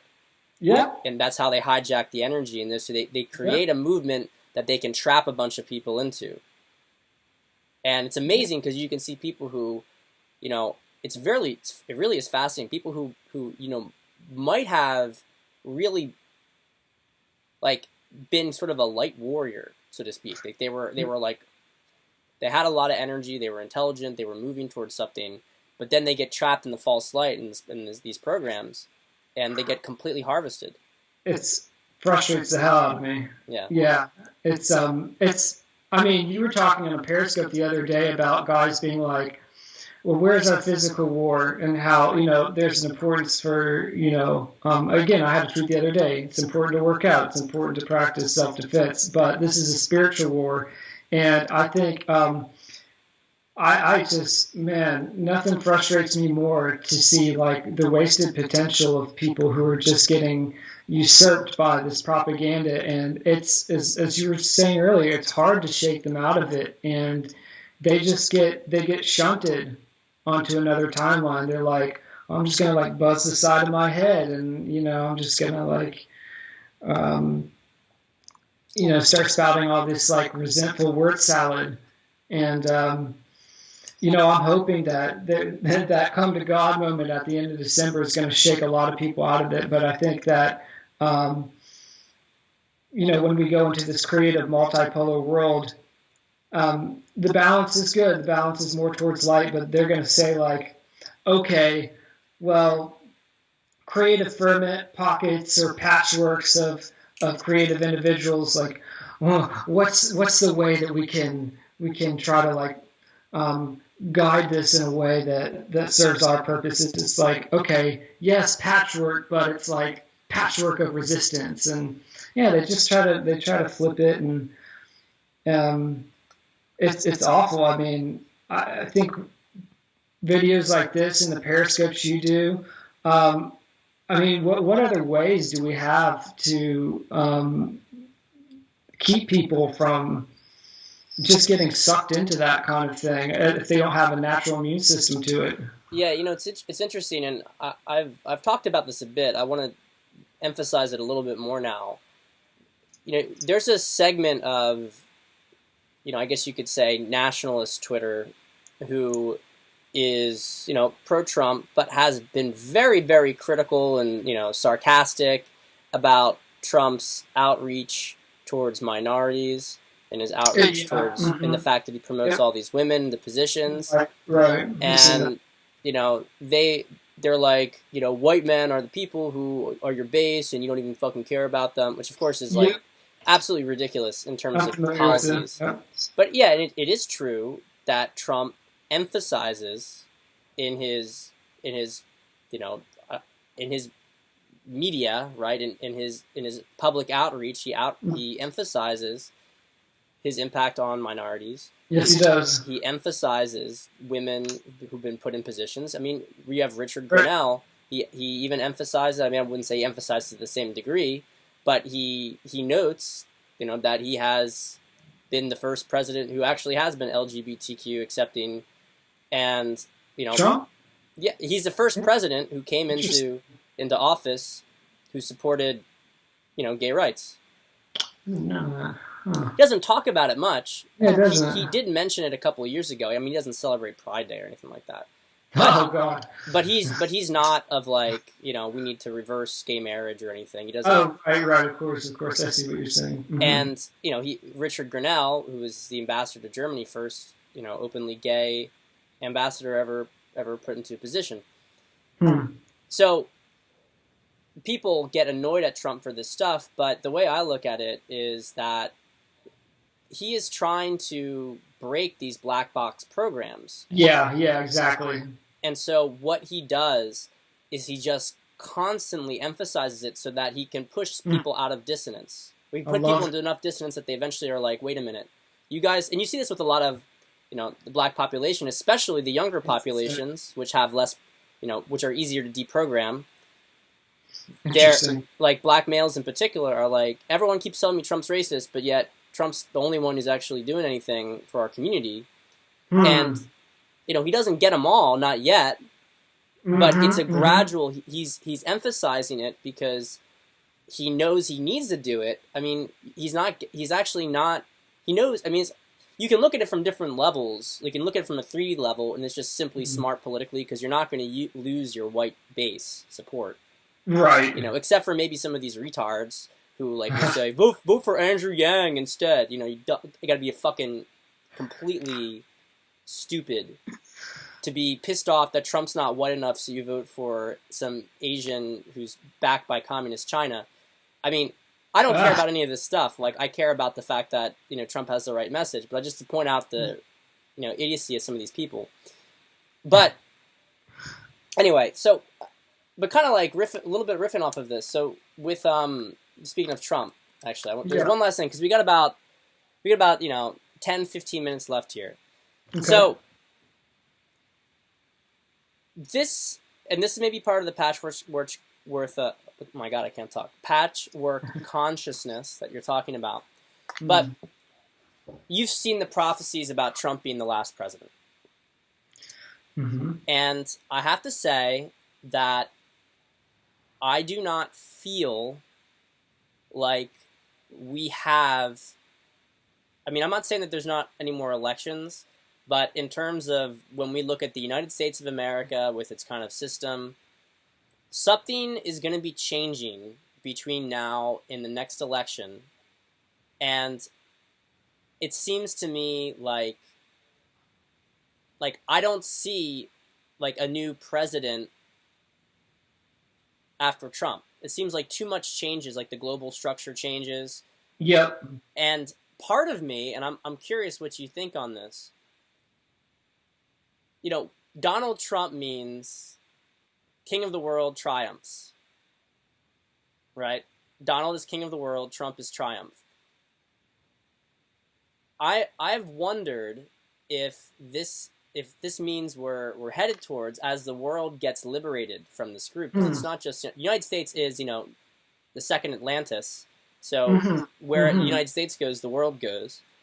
But you can see something happen where the world unifies sort of under the United States in a certain sense, in its sort of, movement towards the future, towards the stars. Right. And the thing is, in order for us to be like a space-based planet with these higher level technologies, the consciousness of the planet needs to go up. So as you said, I completely agree. We're going to be spending the next 10 to 20 years after this is all over just simply, I mean, and residuals even beyond that, simply just cleaning up the mess, cleaning up the damage, the psychological damage, the consciousness, trying to raise the consciousness up. And it feels to me that once that's done, then we can have much more of a, you've been very vocal, and I love it, about taking on people who think in terms of, who think we're going back to some sort of hierarchy. It's not like that. It's not going that direction. That's not how a higher consciousness works. Because you need a hierarchy when you have lower consciousness people, because low consciousness people can't make broader decisions. They can't see context. Like, that's why democracy doesn't work in a low consciousness country, because you need a dictator, you need somebody who's hit a certain threshold of consciousness to guide the rest of the population. But if your consciousness reaches a certain point, then you would honor each other's perspectives, and because you would all be at a sort of point where you can make decisions. I mean, we can talk about, we can get into the United States and how the United States and its structure was designed to raise consciousness, and also designed to only allow people who had reached a certain level of consciousness to have the vote. That was kind of implicit at the time. I'm not saying that it was, I'm not trying to but it's very easy for us to if you have parts of the population that couldn't read or write at that time, they were not, you would want to take a policy ideally to bring them out, and I think that's where the Founding Fathers had a big debate. Interesting. But the reality is that they restricted it to certain demographics. I think that just simply calling them racist or sexist is, I think it's a bit simplistic. Yeah. But the point here is that where I see it going in the future, is that there's going to need to be some transitionary period. There's going to need to be somebody who can carry the world into the new world. Yes. And I feel like that's probably Donald Trump, because he jokes a lot. This is predictive programming. I mean, both sides do it. Right. Yeah. Future pacing, as they call it in game. Huh. He talks all the time. He spreads all sorts of jokes about Trump 2024, Trump 2028, Trump 2022. Yeah, that's hilarious, isn't it? And he does it like he posted I saw him post something like that a couple months ago, and then he posted like an ad that was about, who won the election, like Trump won again, and it was like 2030, it was like 2024 that he had won again, That to me is like an indication that that's really interesting. He's going to be around. But I don't know what you see. Oh, yes. You're saying maybe he's like a 3-term, maybe 4-term president. Yeah, I mean, I don't even know. I don't know how it. I don't know, but there's going to be some sort of transitionary structure that has to be in place to move us over the next 10. And I feel like that transitionary structure is going to run through the 2020s. Definitely. And then maybe by the 2030s, I feel like we'll be able to have entered into it. We'll have hit enough of a threshold. And that's when we really start to take our place in space. Right. Yeah, I think like 2030s, 2040s even. The 2020s, I think that, we mentioned that Pluto is going to come into Aquarius in 2023, and how Pluto is kind of like a radioactive planet. And we've been talking about lower and higher octaves. So what is an example of what would be like a positive higher octave example of a radioactive thing that just sweeps across large bodies of people, which is Aquarius? And what radioactivity does is that it changes your state like permanently. Wasn't it Peter Parker, Spider-Man? He was bitten by a radioactive spider, right? And that's how he gets all of his superhuman abilities. So if we become a superhuman populace because we're bitten by a radioactive spider, what does that look like? Is that blockchain voting? Mm-hmm. I mean, it sure as hell looks like. I mean, here in my locality, we had a representative take the lead because some doofus bought a cheaper memory stick, and so the software didn't recognize it on the first day when votes were counted. And he said, "Oh, I should have spent the extra like couple bucks so that we didn't have this like massive collective sense of pain because we thought someone won but they didn't." And it's like, oh man, to hell with you and your inept government and your inept voting counting process and all of that. Like, that's what I'm saying. Like, I totally agree that all these things, these consolidated figureheads, these hierarchical pyramidal models that centralize and totalize things, the MSM that injects you with information and identities, all those things are getting swept away. And you're getting these situations where the populace gets bit by a radioactive spider and we all become like superhuman in our own way. We become more DIY, more self-determining. And so I think, yeah, what would transpire in a timeline like that? Well, blockchain voting, some kind of a democratic system where the focus isn't on the president, even though he retains like executive power. I think we'll always have a president, but it may be. It's really hard to say. I mean, especially because we haven't even finished going through the birthing pains of this election yet. There's so much more that can be demolished in the next month, so much more madness that can emerge. It might not look so crazy to us in January 2021 to say that a U.S. president isn't going to hold our focus in elections in the future. It's going to be local legislatures or just like Congress in general. And we'll find ways to... And, when you think about, I'm just kind of riffing here, when you think about blockchain voting and how, we've got to find ways to make it simple for people to understand and effective as well. I don't claim to be like an expert about these kinds of things, but when you have that kind of paradigm that supports your value as an individual voice and guarantees it and authenticates it, that's a wholly radioactive transformation from you've got to be this, and this to vote.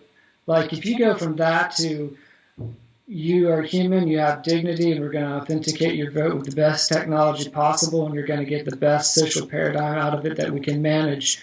That's like a massive augmentation process, and I think that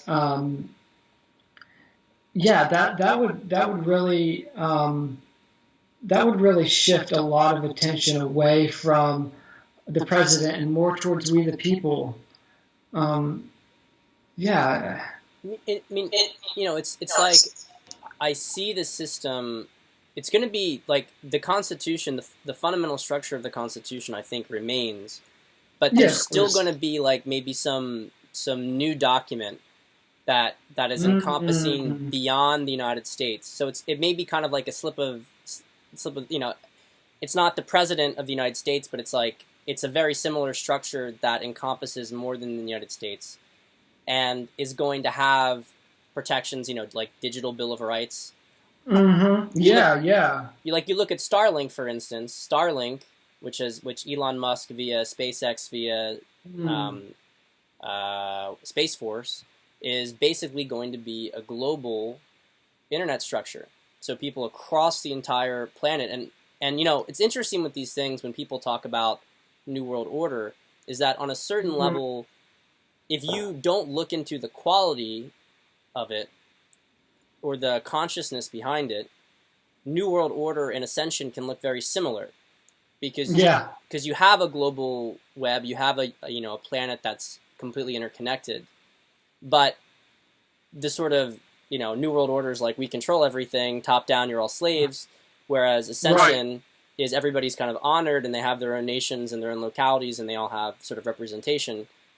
And I feel like it's something like that. And Starlink, I mean, you have parts of the world that, outside of the West that have already been, just massive, massive improvements, like in massive, massive, increases in consciousness. And I think when you have Starlink is able to give reliable internet to these parts of the world, then you'll see it already. I mean, some of the most intelligent people that I have in like my Twitter following, I talk to them all the time, are like Nigerians. Like Nigeria's like consciousness level is like fucking incredible. At least at least a substantial subset of the population. And English has been I think a helpful gateway to that. But I think you're going to start to see that throughout throughout many other parts of the world as well. And so sort of like the last sort of thing I would say here with it. I mean, it's very difficult to see exactly, like, I'm an ENTP, and I can get a really good feel of things the closer they are. And so, this is the people who talk about like NI, it's very much you got a clear vision.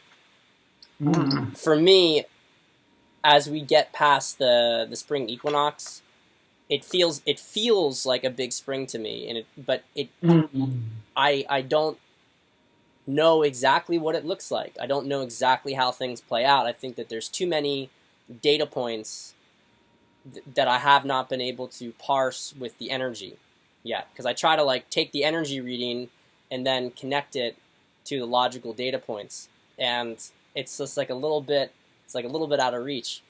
So I don't know, but what I do know is that we have a great ride ahead of us, Paul. Do you have any last words before we close this off? Parting words. Well, I will say that it is, again, the riff that you just went on is an example of there being a higher octave and a lower octave to things. And if there's a necessity for people to focus on what they can do in their local communities, but also ensuring that has ripple effects across a larger body of people, you can look at things like a new internet or a new internet bill of rights or Starlink as a way of building that out. And also, we're talking about so much that is new, and let's not forget that what we're using to build the new is rubble of the old. And so in order to get a sense on how you can combine things in radical ways, a lot of times what you can do is you can read really well up on tradition and extract from that hidden truths. So I think of a constitutionalist like Kavanaugh or Barrett who are coming in, and you think, oh wow, constitutionalists, that's like the most dry, centralized, totalized thing. Like they're just going to do everything by the letter of the law. But if you learn to read a piece of tradition really well, you can extract out of it something very radical embedded in it because you understand it so well. You understand how to turn up the volume on facets of it that bring it to its apotheosis. So, a digital Bill of Rights, yes, but also what about a well-read Constitution, a well-read Bill of Rights, and how amazing it would be to see that the Founding Fathers had actually foresight and applicability for this creative chaos, despite writing this document in 1776. That's what Aquarius does, especially with Saturn, the co-ruler of Aquarius. Saturn rules Capricorn, that rigid structure. If Aquarius is the water bearer, he has an urn. That's something solid. It is a well-read document, a philosophy extracted from that. And from that vase, he pours the water out into the populace and waters the fields from which, everything can blossom. And so, do your homework. Don't become like a Tumblr witch and just, some crazy dilettante and try to cherry pick some kind of radical resistance vision. Read up on what tradition is. I've read this thing 100 million times, So that's how I'm able to synthesize these things. This is just old numbers written down. And so while we're not going back to the old world, we can use bits of rebel from the old world to navigate the new. Beautifully said, Paul. Where can people find you? Because, I've mentioned this in my Periscopes multiple times, but just in case people don't know, Paul gives people readings. Look, I suggest everybody watching this at least gets just like an intro reading to understand yourself and to understand, your chart, understand what it means about you and kind of your trajectory. Personally, I prefer to have Paul once a month, so we check in on every new month. It's one of the things I look forward to every month. Yeah, it's fantastic.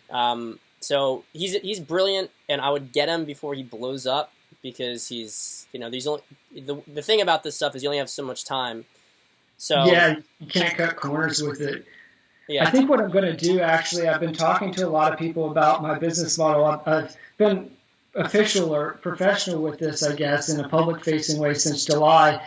And I've given a lot of readings to people. I've learned a lot about what it means to run an astrology business. I've had 100% customer satisfaction. Some people are just speechless when I'm done. You can't cut corners in astrology. You can always do less. It's a very labor and time and energy intensive endeavor. Sometimes after these calls with people, it's so much math, it's so much intuition and channeling. I'm so zapped. Mm-hmm. It's a great feeling. And so what I'm thinking of doing is I'm going to shift my model. I think I'm going to pause readings for now, and I'm going to reboot in December. And I want to do a round table or a guild model where I get a very small amount of people like yourself, where I can get to know them over a couple months, because the more time that I spend with the chart, the more time I can establish rapport with someone, the more meaning comes out. And I want to get these, rather than these kinds of one-off readings, I want to establish contracts with people where I get to know them over a couple months and really kind of push someone through a particular chapter, whether it's a 3-month or a 6-month contract. Until that time, people can find me at Paul Publisher. That's my Twitter handle. And you heard me talk about patchwork consciousness here. I have a manifesto, non-astrological jargon. It's going to be a user manual for how to customize your reality from 2021 onward, teaching you how to take these bits of rebel and create a vision for yourself and for your community. I'm planning on right now releasing that free as a PDF in December. So the Twitter is free. The manifesto is going to be free. The newsletter at this point is not free. I'll put a link out there. It's a bargain. It's $5 a month. I do a weekly newsletter. I'm thinking of taking that free too, because what I really want to do is I want to focus on building relationships with people and a round table, as putting a way to put my skin in the game. Help put a vision out there. And so I know people get excited by readings, astrology, especially when you're first coming into it. The ideas, they just, it's very dazzling. And so hold tight. I'm going to get more details out there soon. But yeah, Paul Publisher at Twitter is where you can find me. Yeah, there are astrologers who are they're going to give you a reading for $10 on the street corner. And then there are court astrologers, right? Which the most successful people, the monarchs, the princes of Europe for forever. I mean, the cabal themselves, right? Everybody's got their astrologers. They're high level astrologers, and that's Paul, guys. So he's already capping things out. So I recommend get on the waiting list and get in while you still can, because eventually that's gonna get shut down. It seems like it's gonna be a very bespoke service. Very bespoke, yes. All right, well, Paul, thank you so much, and obviously we'll probably check back in again in the next quarter, and we'll see how things are looking. 2021. Like that. All right, fantastic. brother. All right, brother. I'll see you. Thanks, man.